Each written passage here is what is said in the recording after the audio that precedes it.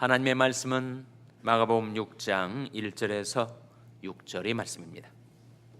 예수께서 거기를 떠나사 고향으로 가시니 제자들도 조천이라 안식일이 되어 회당에서 가르치시니 많은 사람이 듣고 놀라 가로되 이 사람이 어디서 이런 것을 얻었느냐? 이 사람이 받은 지혜와 그 손으로 이루어지는 이런 권능이 어찌 됨이뇨? 이 사람이 마리아의 아들 목수가 아니냐? 야고보와 요셉과 유다와 시몬이 형제가 아니냐? 그 누이들이 우리와 함께 여기 있지 아니하냐 하고 예수를 배척한지라.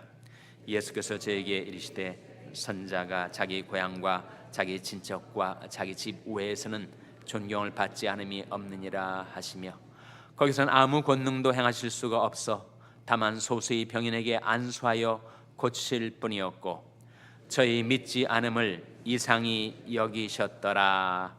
아멘. 할렐루야. 서로의 평강이 복을 기원하는 마음으로 샬롬 인사 나누시기 바랍니다. 샬롬. 샬롬. 오늘도 수요 새벽 기도에 잘 나오셨습니다. 오늘이 며칠인지 아시죠? 오늘이 2월 28일. 2월도 마지막 날. 벌써 새해 들어 2달이 지나게 되었습니다. 정말 시간이 빨리 가는 것 같습니다. 매주 수요일 아침에는 새벽 예배 후에 6시 50분부터 1시간 동안 이웃을 위하여, 어려운 이웃을 위하여, 또 교육관 건립을 위하여 중보기도 하는 모임이 사랑부실에서 있습니다. 오늘은 수요일 수요 예배가 저녁 7시 반에 본당에서 드려지게 되겠습니다. 수요 예배 때 여러분 많이들 나오셔서 찬송을 많이 부릅니다. 찬송가를 많이 불러요. 찬송을 좋아하시는 분들은 수요 예배에 나오셔서, 찬송은 또한 곡조 있는 기도인이 찬송을 부르면서 하나님께 기도하시고 은혜 받으시는 그런 시간 되시기를 바랍니다. 오늘 본 말씀 6장 1절 한번 같이 읽겠습니다. 6장 1절 말씀 같이 읽습니다. 시작.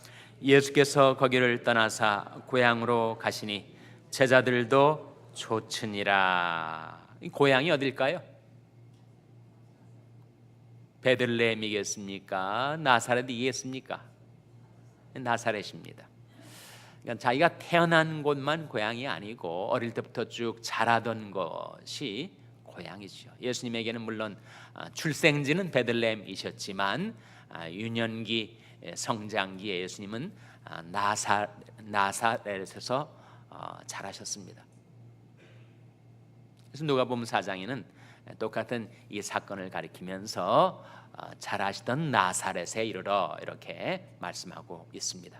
그래서 여기 나오는 고향은 바로 나사렛 동리죠.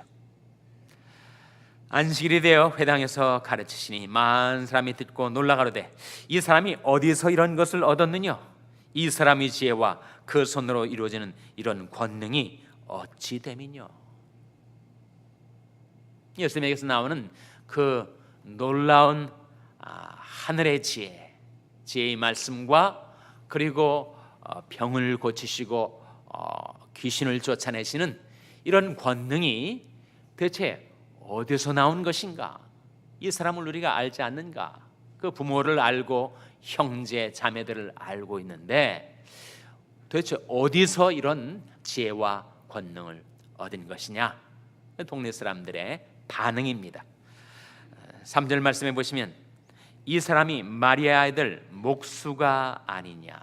예수님이 성장기에 목수 집안에 아버지 일을 도와서 목수로서 일을 하신 것이었습니다. 이 마가복음에서는 아버지 이름이 나오질 않아요. 근데 누가복음 4장에 가면 이 사람이 요셉의 아들이 아니냐? 요셉이 나옵니다. 그러니까 예수님은 동네 사람들이 다 아는 요셉과 마리아 부부의 아들, 그리고 목수 집안에 어려서부터 목수 일을 도우면서 성장했던 그의 하는 일도 목수. 그러니까 그렇게 말을 하는 것입니다. 이 사람이 마리아의 아들 목수가 아니냐? 그리고 그 형제 자매들 우리가 알고 있지 않는가? 예수님에게 육친의 형제들이 있었습니다. 자매들도 있었어요. 형제들이 몇 명이었다고요? 잘 카운트가 안 되십니까? 형제들이 몇 명이었어요? 4명이었단 말이에요. 자매들은 몇 명이었어요? 몇 명인지 나오진 않지만 복수니까 2명 이상 아니겠습니까? 다시 한번 보세요. 3절에 야고보와 요셉과 유다와 시몬이 형제가 아니냐? 예수님 말고 내 형제가 있었단 말이죠. 그리고 그 누이들이 이렇게 나오니까 역시 2 이상이 있었습니다. 물론 나중에 예수님이 형제들이 예수님을 믿었습니다. 처음에는 안 믿었어요. 같이 자라던 물론 형이었지만 예수님을 믿질 못했어요. 그러다가 나중에 예수님을 믿어서 이 네 형제 중에 성경을 기록한 2 인물이 나오지 않습니까? 2 인물이 누구예요? 여기 야고보와 유다죠. 야고보서를 기록한 나중에 야고보 장로로 알려진 야고보, 그리고 유다서를 기록한 유다가 여기에 나오고 있습니다. 너희들 이름은 나오질 않고 있습니다만 적어도 예수님에게는 내 형제와 누이들이 있었다라고 하는 사실을 성경 우리에게 보여주고 있습니다. 그러니 동네 사람들이 그 육신적으로 예수님을 알고 있기 때문에 예수님을 이단아처럼 취급을 한 거예요. 도대체 그 형제들을 다 아는데 지가 무슨 선지자라고 이렇게 행세하는가 싶어가지고 그들이 예수를 어떻게 했다고요?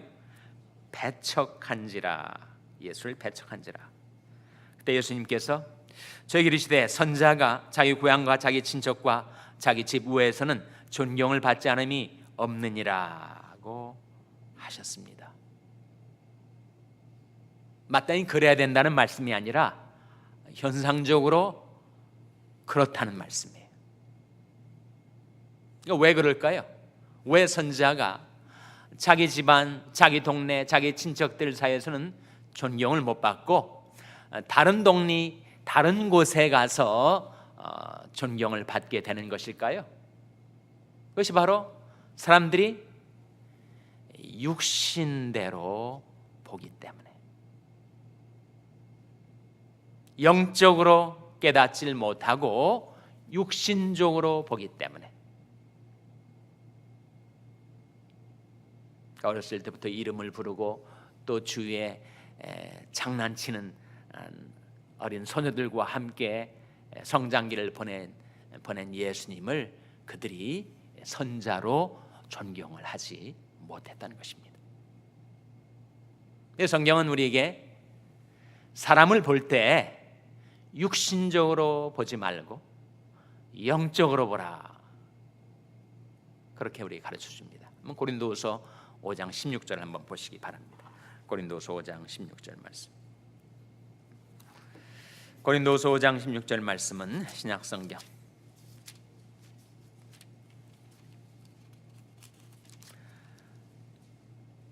신약성경 291면입니다. 신약성경 291면. 고린도서 5장 16절 말씀 우리 한번 찾아서 같이 읽겠습니다. 고린도서 5장 16절 말씀입니다. 같이 읽습니다. 시작. 그러므로 우리가 이제부터는 아무 사람도 육체대로 알지 아니하노라. 비록 우리가 그리스도도 육체대로 알았으나 이제부터는 이같이 알지 아니하노라. 그리스도를 육체대로 알면 이 나사렛 동네 사람들처럼 예수님을 배척하게 된다는 거예요. 육체대로 알지 아니하고 영적으로 알아야 하죠. 그리스도를 그렇게 대하는 것처럼 다른 사람들을 대할 때도 육체대로 보지 않고 그의 영혼, 그의 중심, 그의 심령, 그의 믿음을 볼 수 있는 안목이 우리에게 필요합니다. 사실 하나님께서 사람을 보실 때도 사람은 외모를 보거니와 하나님은 뭘 보신다고요? 중심을 보신다. 중심이란 말은 마음을 말합니다. 하나님은 사람을 외모로 취하지 아니하시고 속 사람을 보시고 그 사람의 인격, 그 사람의 믿음, 그 사람의 영혼, 그 사람의 마음을 보시는 하나님. 하나님이 그렇게 보시는 것처럼 우리도 다른 사람들을 대할 때 육신대로, 육체대로라는 말은 그 사람의 외모, 그 사람의 직업, 그 사람의 재산, 그 사람의 지위, 이런 것들로 사람을 보지 말고 그 사람의 마음을 보라, 중심을 보라, 그 사람의 영혼을 보라고 우리 가르쳐주고 있는 거죠. 다시 오늘 본 말씀으로 돌아오겠습니다. 그래서 워낙 나사렛 동네 사람들이 예수님을 홀대하고 무시하고 배척을 하셔서 5절에 보시면 거기서는 아무 권능도 행하실 수가 없어 다만 소수의 병인에게 안수하여 고치실 뿐이었고, 6절 말씀 같이 읽겠습니다. 시작. 저희 믿지 않음을 이상히 여기셨더라. 뭘 이상히 여기셨다고요? 믿지 않음을. 이 믿지 않음이 고의적으로 믿지 않는 거예요? 안 믿어져서 안 믿는 거예요? 전자입니까? 후자입니까? 네? 문맥에서 전자입니다. 영어 성경 것을 unbelief라고 번역을 해요. 영어의 unbelief란 말과 disbelief란 말이 다릅니다. unbelief는 불신앙, disbelief는 믿겨지지 않는 거. 뭐 그런 일 있잖아요. 너무 뜻밖의 일을 당하면, 너무 충격적인 일을 목격하면 믿겨지지가 않아요. 내 눈이 제대로 보는 건지 믿겨지지 않는 그런 경우를 가리켜서 disbelief라고 하고, 자기가 믿지 않기로 작심을 해서 안 믿으려 하는 것, 불신앙이죠. unbelief라고 합니다. 그러니까 저희 믿지 않음을 했을 때 믿지 않음이 unbelief겠어요? disbelief겠어요? unbelief란 말이죠. 그래서 주님이 그것을 이상히 여겼습니다. 우리가 믿음으로 사는 자들인데, 우리 믿음은 믿어지는 것입니까? 아니면 믿기로 하는 것입니까? 질문이 알쏭달쏭 해가지고 이 새벽에 참 긴가민가하다 그러실 거예요. 다시 한번 묻습니다. 우리가 믿음 갖고 사는데 이 믿음은 믿어지는 거예요? 믿기로 하는 거예요? 전자입니까? 후자입니까? 전자란 대답도 나오고 후자란 대답도 나오고, 것으로 한번 결정을 할까요? 우리 믿음이 믿어지는 측면이 있고 믿기로 하는 측면이 있습니다. 믿어지는 것은 선물이죠. 믿음은 선물입니다. 너희가 그 은혜를 인하여 믿음으로 말미암아 구원을 얻었나니 이것이 너희에게서 난 것이 아니요 하나님의 선물이라. 믿음에는 선물의 차원이 있습니다. 선물의 측면이 있단 말이죠. 그러나 동시에 믿음에는 믿기로 하는 결정의 측면이 있습니다. 결정의 차원이 있어요. 최근에 빌리 그레이엄 목사님이 돌아가셨는데 1918년생이시더라고요. 그러니까 지금 2018년이니까 한국 연세로 하면 101세죠. 그러나 미국에서는 아직 생신이 안 됐는지 99세라고 하더라고요. 그러니까 한 세기를 사시면서 정말 하나님께서 그에게 지혜와 권능을 주셔서 그가 직접 복음을 전한 사람만도 2억 명이 넘는다고 하니 정말 하나님이 전도자로 그를 쓰신 거죠. 그보다 훨씬 출중한 인물들이 주위에 있었다고 합니다.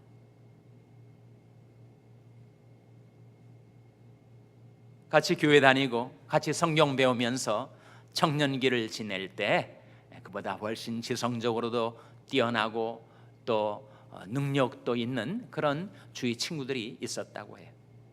그런 사람들보다 어떻게 빌리 그레함이 그렇게 복음의 전도자로 쓰임을 받을 수가 있었는가?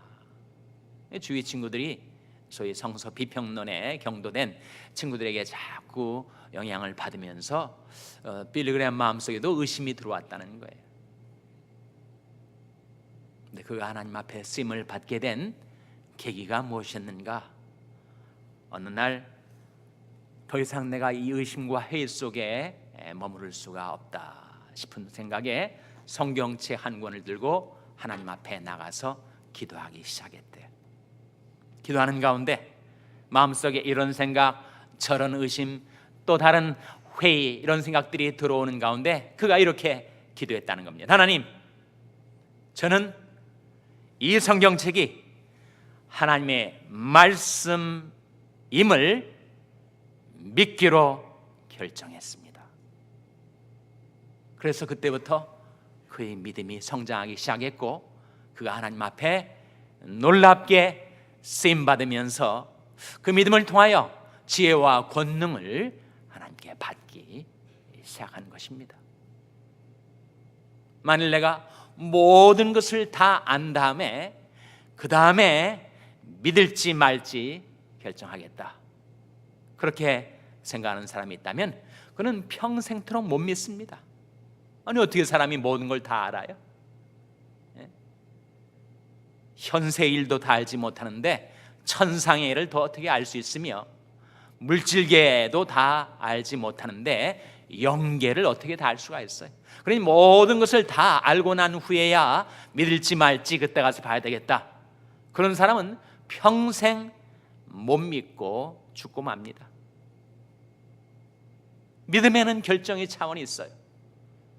내가 지금까지 살아본 내 인생, 내 경험, 또 내가 갖게 된 지식, 또 주위의 사람들이 살아가는 삶의 모습, 또 하나님이 지금까지 하나님의 살아계심과 그 은혜와 능력을 주신 것으로 볼 때 이만하면 내가 믿기로 결정해야 되겠다라고 하는 믿음의 결정이 있어야 믿음의 여정이 출발됩니다. 그렇지 않고 언제까지나 의심과 회의 속에 어느 날엔가는 확실하게 내게 뭔가가 보이겠지. 그 어느 날은 언제까지나 안 올 수가 있다는 거예요. 그러니 우리 믿음은 내 마음문을 열고 주 예수를 믿으라 하셨으니 그 명령에 순종해서 예수를 믿는 것, 성경의 하나님의 말씀이라 하셨으니 그 하나님의 말씀을 내가 믿기로 받아들이는 결정이 내게 있어야 돼요. 그 결정이 있고 나서 그 다음에 믿어지는 차원이 오는 것입니다. 믿기로 한 결정 다음에 선물로 주어지는 믿음이 그 다음에 오는 거예요. 그것은 어떻게 오는 겁니까?